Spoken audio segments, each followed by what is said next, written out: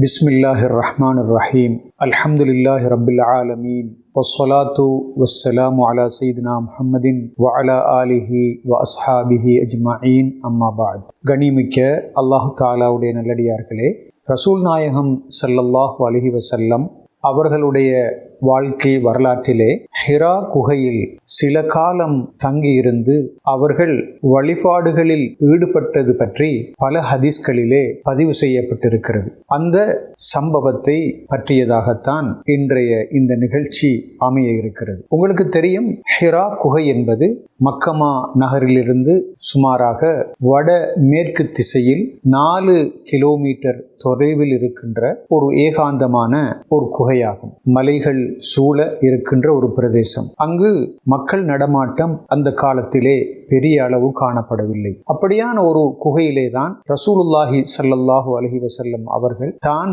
Khadija நாயகி ரலியல்லாஹு அன்ஹா அவர்களை திருமணம் செய்ததற்கு பின்னர், வஹி வருவதற்கு முன்னர் போய் சில காலம், சில நாட்கள் தங்கியிருந்து வழிபாடுகளிலே ஈடுபட்டிருக்கிறார்கள். சில அறிஞர்களுடைய கருத்துப்படி அது 10 நாளாகவும் இருந்தது, அல்லது 1 மாதங்கள் அளவு நீடித்தது. இப்போது இந்த குகையிலே சென்று ரசூல் ஸல்லல்லாஹு அலைஹி வஸல்லம் அவர்கள் வழிபாடுகளிலே ஈடுபட்டது தொடர்பாக வந்திருக்கக்கூடிய ஹதீஸ்களை நாம் எடுத்து பார்த்தால், ரசூல் ஸல்லல்லாஹு அலைஹி வஸல்லம் அவர்களுக்கு முதலிலே வஹி வருவதற்கு முன்னால் நல்ல கனவுகள் தென்படும். எனவே அந்த கனவுகள் அடுத்த நாள் பகல் வேளைகளிலே திட்ட தெளிவாக நடைமுறைக்கு வரும் என்று நாங்கள் பார்க்கிறோம். அவ்வாறு இருந்து கொண்டிருந்த சந்தர்ப்பத்திலே ஹுப்பிப இலைஹி அல் ஹலா, ரசூல் ஸல்லல்லாஹு அலைஹி வஸல்லம் அவர்களுக்கு தனிமையில் இருப்பதற்கான விருப்பம் ஏற்படுத்தப்பட்டது என்று ஹதீஸ்களிலே வருகிறது. அதாவது இந்த சமூகத்திலிருந்து தூரமாகி சென்று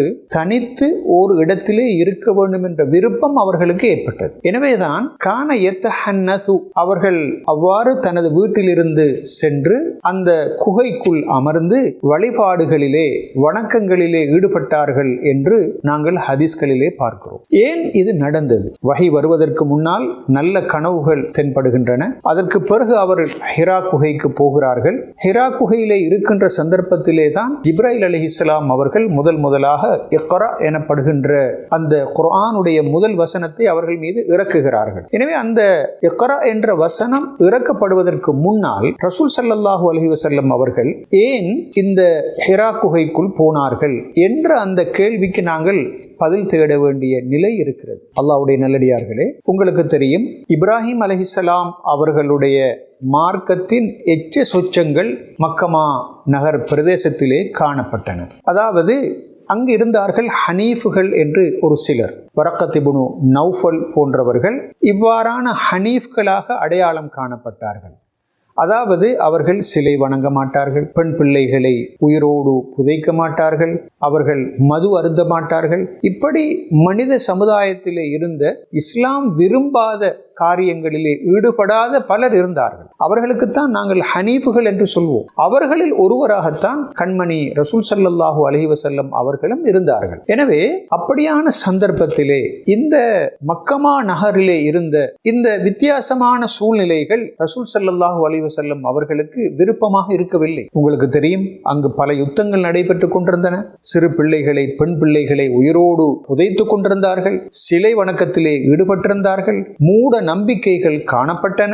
கொலைகள், கொள்ளைகள் என்றெல்லாம் பல வகையான குற்றச்செயல்கள் அந்த சமூக அமைப்பிலே காணப்பட்டன. இவற்றை கண்மணியான ஸல்லல்லாஹு அலைஹி வஸல்லம் அவர்கள் பார்த்த பொழுது அவர்களுக்கு மனதிலே ஒரு கவலை ஏற்படுகிறது. அவர்கள் ஏற்கனவே ஜிப்ராயில் அலைஹிஸ்ஸலாம் அவர்களால் உள்ளம் பிளக்கப்பட்டு தூய்மைப்படுத்தப்பட்டவர்கள். உங்களுக்கு தெரியும், அவர்கள் சிறுவயதாக இருக்கின்ற பொழுது ஆடு மேய்த்துக் கொண்டிருந்த சந்தர்ப்பத்திலே ஜிப்ராயில் அலைஹிஸ்ஸலாம் அவர்கள் வந்து அவர்களுடைய நெஞ்சை பிளந்து உள்ளத்தை வெளியே எடுத்து கழுவி ஜம்சம் தண்ணீரினால் மீண்டும் உள்ளே வைத்து அவர்கள் சென்றார்கள். எனவே ரசூல் ஸல்லல்லாஹு அலைஹி வஸல்லம் அவர்கள் ஒரு தூய்மையான உள்ளத்தை பெற்றிருக்கிறார்கள். இயல்பான தன்மை அவர்களுடைய மனதிலே காணப்படுகிறது. எனவே சமூக அமைப்பில் இருந்த இந்த முறைகேடுகள், ஒழுங்கீனங்கள் அவர்களுக்கு மிகப்பெரிய கவலையை தருகிறது. அவர்கள் இந்த இப்படியான நிலையோடு ஏன் மக்கள் வாழுகிறார்கள்? இவர்களை பொறுத்தவரையில் ஏன் இவர்கள் சிந்திப்பதில்லை?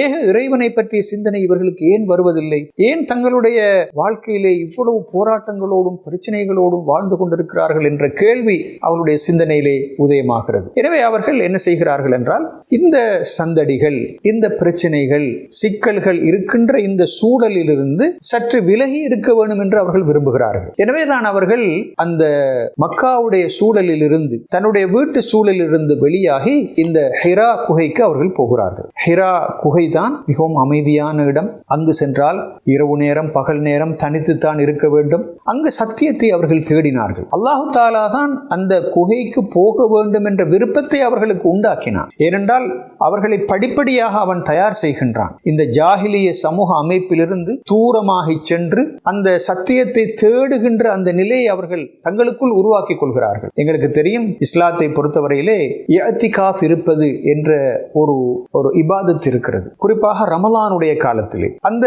இஅ்திகாஃபுடைய நோக்கம் என்ன?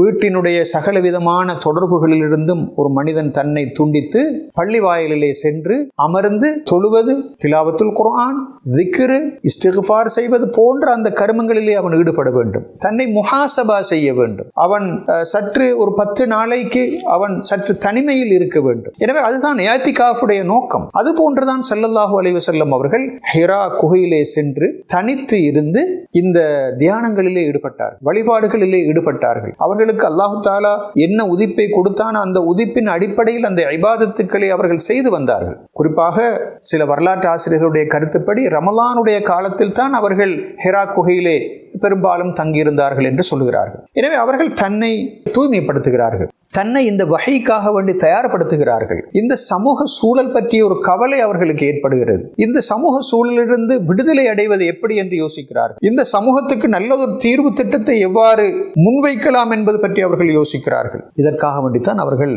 அந்த குகைக்கு சென்றார்கள். அங்கு அவர்களுக்கு அந்த ஆன்மீக பரிபக்குவம் ஏற்படுகிறது. அதற்கு பிறகு அவர்கள் தொடர்ந்தும் அவர்கள் இருக்கவில்லை.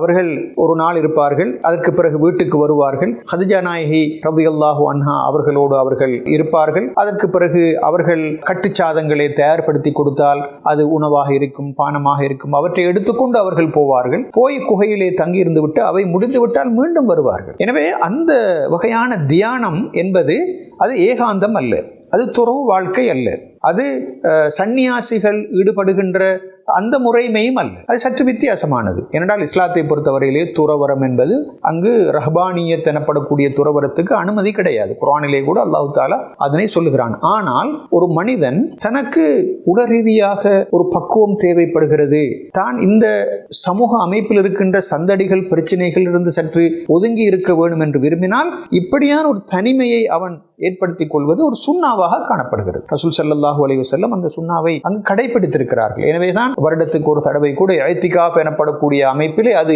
இருக்கிறது.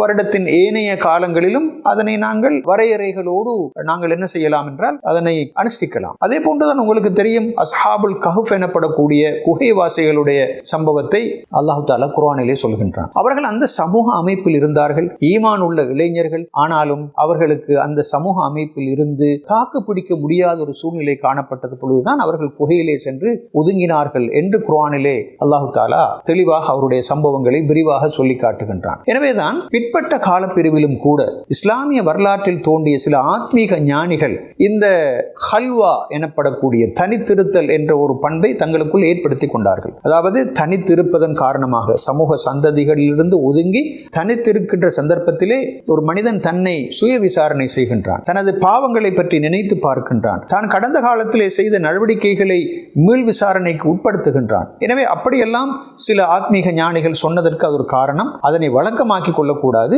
ஒரு மனிதன் தான் விரும்பினால் அப்படிப்பட்ட சில ஏற்பாடுகளை தனிப்பட்ட முறையில் செய்து கொள்வதிலே தப்பு கிடையாது என்று நாங்கள் கூறுகிறோம். எனவே அல்லாஹ்வுடைய நல்லடியார்களே, ரசூல் ஸல்லல்லாஹு அலைஹி வஸல்லம் அவர்கள் ஹிரா குகையிலே தங்கி இருக்கின்ற சந்தர்ப்பத்திலே தன்னை ஆன்மீக ரீதியாக, அறிவு ரீதியாக தயார்படுத்தினார்கள். தன்னை வஹீயை சுமப்பதற்கான ஒரு தயார் நிலைக்கு உள்ளாக்கினார்கள். எனவே இப்படிப்பட்ட இந்த சம்பவம் பற்றிய தெளிவை நாங்கள் பெற்றுக்கொள்வதற்கு அல்லாஹு தாலா எங்களுக்கு அருள் பாலித்திருக்கின்றான். அல்ஹம்துலில்லாஹ். எனவே இந்த சம்பவத்திலிருந்து படிப்பினை பெற்று எமது வாழ்க்கையையும் நாங்கள் ஒழுங்குபடுத்திக் கொள்ள வல்ல நாயன் எனக்கும் உங்களுக்கும் அருள் பாலிப்பானாக. வ ஆகிரு தஅவானா அல்ஹம்துலில்லாஹி ரப்பில் ஆலமீன். வஸ்ஸலாமு அலைக்கும் வரஹ்மத்துல்லாஹி வபரகாத்துஹு.